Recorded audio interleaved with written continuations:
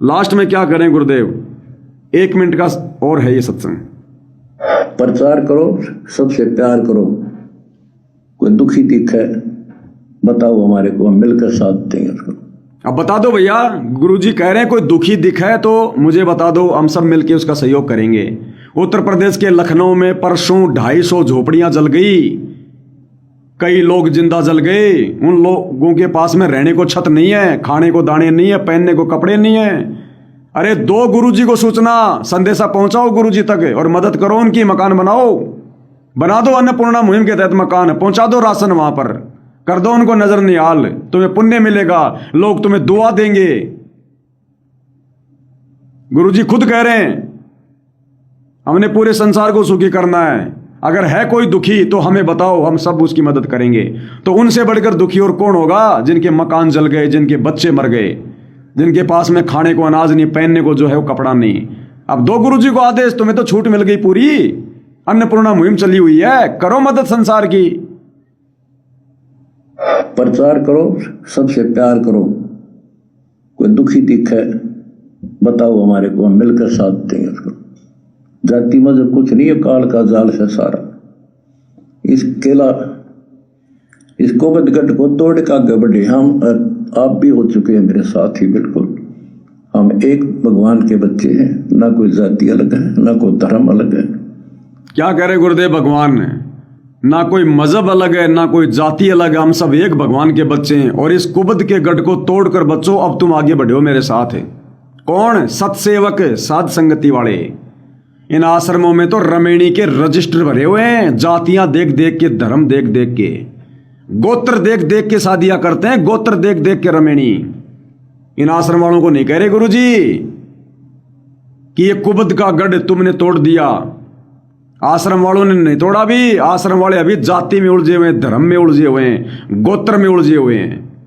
ये सत्सेवकों को कह रहे परमात्मा, इधर कोई जाति धर्म काम नहीं करता, हम सबको एक परमात्मा के बच्चे मानते हैं। ये कुबद का गढ़ साध संगति वालों का टूटा है, आश्रम वालों का नहीं टूटा। इन आश्रम वालों के नामदान केंद्र पर जाकर देख लो, इनके आश्रमों में जाकर देख लो, रमेणी के रजिस्टर भरे पड़े हैं, सबने लिखवा रखा है मेरी जाति का होना चाहिए, मेरे गोत्र का होना चाहिए, मेरे धर्म का होना चाहिए। अगर जाति और मजहब की दीवारें आश्रम वालों ने तोड़ दी होती तो आज इंटरकास्ट मैरिज होती। लेकिन आप देख लो 99% रमेणियां अपनी जाति में, अपने गोत्र में, अपने धर्म में हो रही है। ये कुबद का गढ़ अभी नहीं टूटा, ये तो परमात्मा ने सत्सेवक बच्चों का तोड़ा है, सत्सेवक बच्चों का। कुछ नहीं है, काल का जाल से सब। प्रचार करो, सबसे प्यार करो। कोई दुखी दिखे बताओ हमारे को, हम मिलकर साथ देंगे उसको। जाति मजहब कुछ नहीं है, काल का जाल से सारा। इस केला, इस कोबदगढ़ को तोड़ के आगे बढ़े हम, आप भी हो चुके हैं मेरे साथ ही। बिल्कुल हम एक भगवान के बच्चे हैं, ना कोई जाति अलग है, ना कोई धर्म अलग है। हमारे कर्म बिगड़ गए, वो कर्म सुधारेंगे, अपनी भक्ति धर्म सुधारेंगे और अब डूंडा ठावाएंगे। सत साहिब।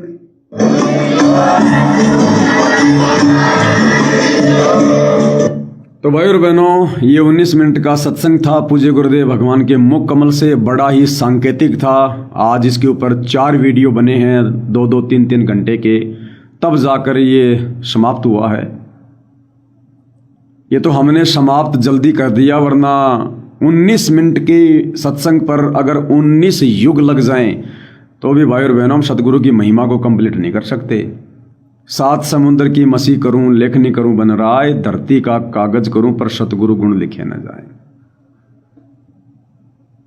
तो भाई और बहनों, इस 19 मिनट के सत्संग में गुरुदेव भगवान ने कितने गहरे गहरे संकेत किए हैं, कैसी कैसी बातें आप और हमें समझा दी 4 दिनों में। आप और हमें कितना दृढ़ कर दिया गुरुदेव भगवान ने, कितने संकेत दे देकर हमें कितना विश्वासी बनाया और ज्यादा दृढ़ कर दिया कि बच्चों, शब्द रूप में तुम्हारे साथ बैठा हूं, अपने से दूर मत समझना। और ये जो मेरी लीला चल रही है करनी और कथनी वाली, इसको देख के डगमग मत हो जाना। मैं चाहे कुएं में पड़ा रहा हूं, लेकिन तुम्हारा मोक्ष कर दूंगा, तुम्हें पार कर दूंगा। और तुम्हारा गुरु किसी से मरने वाला नहीं है, चाहे कोई कितना ही मानुष मान के कोशिश करो, और तुम्हारे ऊपर भी कोई आंच नहीं आने दूंगा। कितने ढेर सारे संकेत कर दिए परमात्मा ने, हमारी कितनी नॉलेज बढ़ाई परमात्मा ने, कितना विश्वास दिलाया हमें। इसलिए भाई और बहनों, आने वाले समय में पूरा विश्व सात संगति से जुड़ेगा, पूरा विश्व है, क्योंकि यही एकमात्र सतगुरु रामपाल जी का मार्ग है, सच्चा मार्ग, सच्चा मिशन, एकमात्र यही। भाई और बहनों, विचार कर लेना, पिछले 11 सालों से सतलोक आश्रम मैनेजमेंट और सत्सेवक इन्हीं के बीच में रही है लड़ाई ज्ञान और अज्ञान की। गुरुजी के पास में हर सप्ताह शिकायत जाती आश्रम वालों की, हम सत्सेवकों को लेकर, सत्सेवकों ने ये कर दिया, उन्होंने ये कर दिया, पवन ने ये कर दिया, वो कर दिया। उधर से गुरुजी ने कितनी ऑडियो निकाली, कितने लेटर लिख दिए, कितनी पुस्तकें लिख दी हमारे ऊपर, जब जब भूल पड़े। बच्चों, इसको महीने में एक बार जरूर पढ़ो। गुरुद्रोही गुरुद्रोही, अंत तक भी। अभी राजेश सिवानी मरा, उसकी प्रार्थना भी जेल में चली गई कि गुरुजी, वो सात संगति वाले कहते हैं कि वो कुत्ते वाली मौत मरा है, उसका मोक्ष नहीं हुआ, संगत में व्याकुलता है, अणकम मच गया, गुरुजी आप कुछ बताओ। उसका जवाब भी गुरुजी ने 10 दिन पहले भेजा जेल से। यानी 10 साल से, 11 साल से एकमात्र संत रामपाल जी और उनकी संगत में यही चर्चा का विषय बना रहा कि पवन काल का दूत है, गुरुद्रोही है, मेरी संगत को तोड़ दिया, ये कर दिया, वो कर दिया। अब क्या हो गया भाई? अरे हिसार जेल से बाहर आते ही अब क्या हो गया? अब सतगुरु रामपाल जी ने पवन दास के लिए एक शब्द तक क्यों नहीं बोला? सात संगति के लिए एक शब्द तक क्यों नहीं बोला? सबसे पहले ये बात बोलनी चाहिए थी परमात्मा ने। जिस प्रकार से ये लड़ाई चल रही थी संगत में 11 साल से, हिसार जेल से तुरंत आते ही सतगुरु रामपाल जी ने सबसे पहले इसी मुद्दे को उठाना चाहिए था, क्योंकि जिस प्रकार से उनके परिवार ने उनको मानुष मानकर भड़का रखा है, शिकायतें कर रखी हैं, उनके सीने में जहर भर रखा है सात संगति के लिए, पवन दास के लिए, कि गुरुजी वो तो गुरु बन गया, उसने तो आश्रम खोल लिया, संगत को लूट रहा है, ये कर रहा है, वो कर रहा है, तुम्हें भोग लगा रहा है, तुम्हारी आरती उतार रहा है, तुम्हें भगवान भगवान कहता है। दानक समाज हमारे से नाराज हो गया, गुरुजी से मुकदमा करवा रखा मेरे ऊपर। तो गुरुजी ने इस हिसाब से जेल से बाहर आते सबसे पहले पवन दास का जिक्र करना था कि बच्चों, वो काल का दूत है, छोड़ दो उसका साथ। मैंने गुरुद्रोही घोषित कर रखा है, जेल से भी बोला था, आज भी बोल रहा हूं। जब जेल से बाहर आकर अन्नपूर्णा मुहिम का समर्थन कर दिया, तो क्या पवन दास के बारे में नहीं बोल सकते थे? क्यों नहीं बोल रहे परमात्मा? गुरुजी के परिवार ने भी लाख कहा होगा कि गुरुजी पहले पवन दास के ऊपर सत्संग करो। सबसे बड़ा रोड़ा वो है भक्ति मार्ग में, हमारे धार्मिक धंधे में। एक शब्द तक नहीं बोला परमात्मा ने, एक शब्द तक। समर्थ को पता है कि 11 साल की मेहनत के बाद मैंने अपने सत्सेवक बच्चे तैयार किए, सात संगति में जोड़ जोड़ के आत्माओं को छाटा है मैंने, उनको भगत बनाया है। गुरु को भगवान मानकर भगवान को प्रसन्न करने के लिए क्या क्या भक्ति वो क्रिया की जाती है। अगर गुरुजी अगर अब बोलेंगे उस मैटर पर, अब अगर गुरुजी बोलेंगे कि हाँ पवन दास गुरुद्रोही है, पवन दास काल का दूत है, और बच्चों अब मैं आश्रम में आ गया, तुम आ जाओ, तो ये शब्द अपने गुरुजी के मुख से सुनकर मुझ पवन दास के अलावा एक भी भगत साध संगति में नहीं रह सकता। सारे के सारे जाएंगे, जाना ही पड़ेगा फिर, क्योंकि परमात्मा ने खुद कह दिया बाहर आकर। क्योंकि बाहर आने के बाद तो चलो अंदर तो हमें मान सकते थे, वैसे तो अंतर्यामी भगवान, सब पता है, लेकिन चलो आज से पहले तो हम ये मान रहे थे भाई परमात्मा एक आम संत की लीला कर रहे हैं अंतर्यामी होते हुए, और परमात्मा जी वही जवाब दे रहे हैं जो उनके परिवार ने उनको कहा। उनका परिवार पवन दास के बारे में जो बोला गुरुजी ने वैसा जवाब दे दिया, चलो भाई कोई बात नहीं। अब जेल से बाहर आने के बाद तो भाई परमात्मा के हाथ में मोबाइल भी आ गया होगा, उन्होंने वीडियो भी देख लिए होंगे, और बहुत सारे ऐसे मंदबुद्धि लोग होते हैं जिन्होंने मेरा जिक्र भी जो है वो जरूर किया है। तो अब भी गुरुजी क्यों नहीं बोल रहे? एक भी शब्द क्यों नहीं बोला अभी तक? नहीं बोल रहे परमात्मा, जानबूझ के नहीं बोल रहे कि अगर मैंने इसी समय, जब तक ये अग्नि परीक्षा पूरी नहीं हो जाती, तब तक यदि मैंने एक भी शब्द उस पवन दास के लिए बोल दिया, अगर इतना भी कह दिया कि वो गुरुद्रोही है, काल का दूत है, तो सारे के सारे भगत जो मैंने छांटे हैं 11 साल से, जो मैंने हंस तैयार किए हैं, उनकी मजबूरी हो जाएगी मन मार के सतलोक आश्रम धनाना में आने की। ज्ञान आधार से तो उनको पता है कि क्या सही और क्या गलत है, लेकिन गुरु का आदेश होने के बाद फिर साथ संगति छोड़ना, पवन दास को छोड़ना उनकी मजबूरी हो जाएगी। और आश्रम में आकर फिर वो क्या करेंगे? वही 12वें पंथ की भक्ति करेंगे, वही क्रिया करेंगे जो ये काल के दूत कर रहे हैं, गुरु को मानुष मान के। फिर 11.5 साल से हिसार जेल में बैठकर परमात्मा ने फिर क्या किया? उनकी तो मेहनत पे पानी फिर जाएगा। गुड़ और गोबर को परमात्मा अगर मिक्स कर देंगे, ज्ञानी और अज्ञानी को अगर मिक्स करना होता तो 11 साल से जेल में बैठ के छटनी नहीं करता। इसलिए परमात्मा शब्द भी नहीं निकाल रहा। अंतर्यामी को पता है कि बड़ी मुश्किल से तो मैंने मेरे हंस तैयार किए हैं, और अब मैं ये बात अगर बोलूंगा तो उनकी मजबूरी हो जाएगी आश्रम में आना। और आश्रम में आ गए तो फिर यहां गुरु को मानुष ही मानना पड़ेगा। यहां वो आरती नहीं कर सकते, यहां भोग नहीं लगा सकते, यहां मुझे परमात्मा नहीं कह सकते, यहां उनको कोई भोग नहीं लगाने देगा, कोई चरण सेवा नहीं करने देगा, कोई चवर नहीं करने देगा। वो के वो सारे काम हो जाएंगे। इसलिए परमेश्वर जानबूझ के चुपचाप है, समय का इंतजार कर रहा है, समय का। और बाकी मालिक के खेल अजब गजब भाई और बहनों।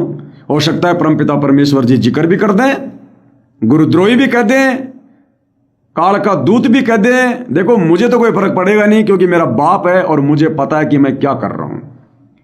और बाकी हो सकता है या भाई बहनों की फिर ये परीक्षा हो गई। अगर ऐसा भी समय आ जाए तो मुझे तो पता है कि मैं क्या कर रहा हूं, मैं क्या नहीं कर रहा। मेरे और मेरे परमात्मा के बीच में कितने मेरे रिश्ते हैं, क्या घनिष्ठ हैं, क्या है क्या नहीं है।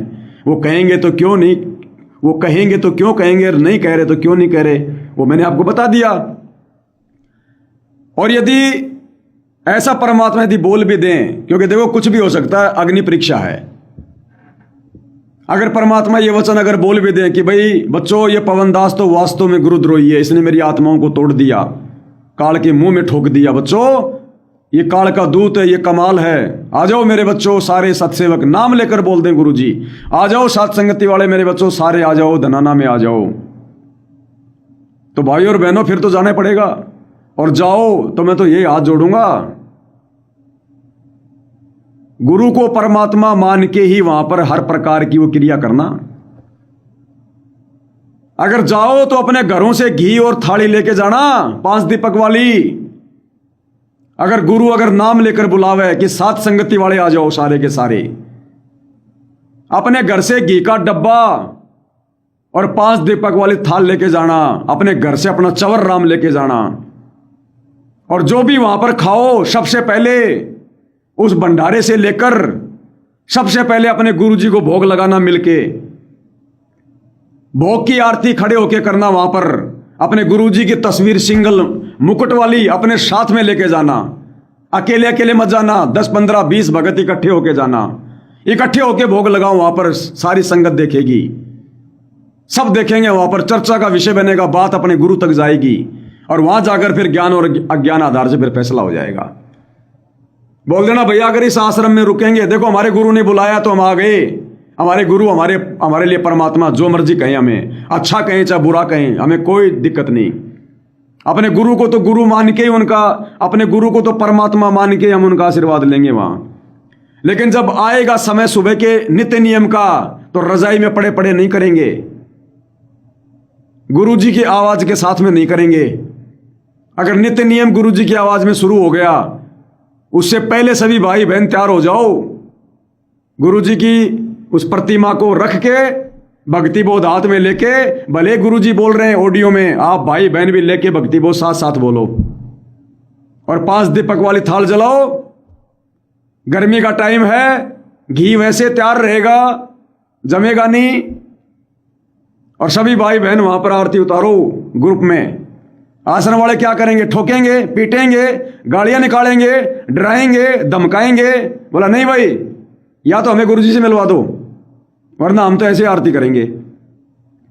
भंडारे से भोजन ले आओ, जो बन रहा है वहां पर भंडारे से भोजन ले आओ, या फिर वहीं पे भंडारे में इकट्ठा होके, और सबसे पहले गुरुजी की फोटो सामने रख के भक्ति बोध हाथ में लेके, और छोटी नहीं बड़ी भोग की आरती करो, बड़ी भोग की आरती करो।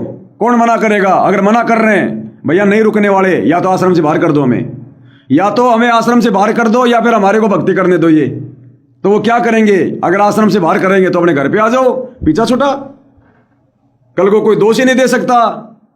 कि भाई हम क्या करें, हम गुरु को मानुष मान के तो भक्ति हम कर नहीं सकते, गुरु को परमात्मा मानकर भक्ति हम ये करने नहीं दे रहे, अपने घर पे कर लेंगे, क्या दिक्कत है। गुरु के आदेश की भी होगी पालना। गुरु ने आश्रम में बुलाया, हम आश्रम में जाके आ गए, आश्रम वालों ने भक्ति नहीं करने दी, हम अपने घर पे आ गए, बात खत्म। बराबर सिंगल सिंगल मत जाना, 10 15 20 इकट्ठे होके जाना, क्या क्या करेंगे वो।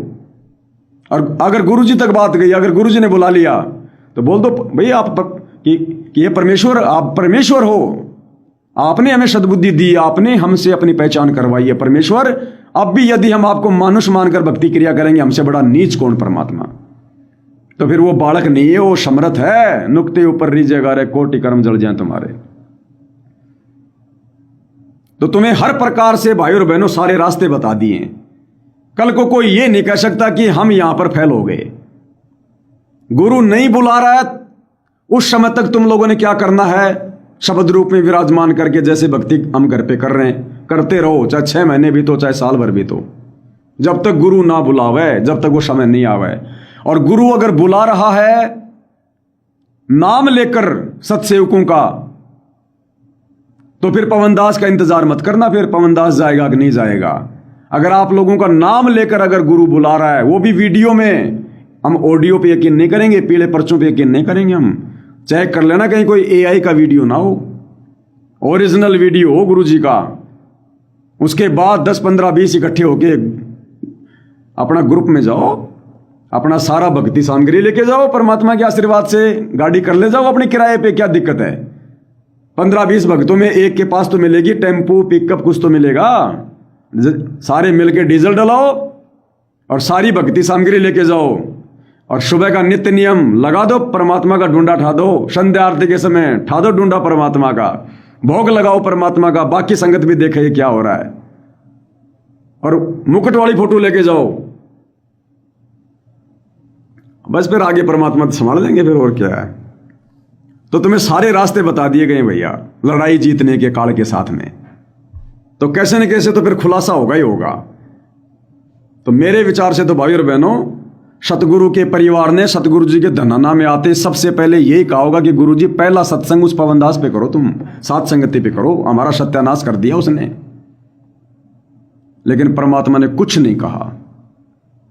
और जहां तक इस पवनदास का आइडिया है, जब तक ये अग्नि परीक्षा समाप्त नहीं हो लेगी, परमात्मा कुछ नहीं कहेगा। मालिक को पता है 11.5 साल की मेहनत पानी में चली जाएगी, पानी में।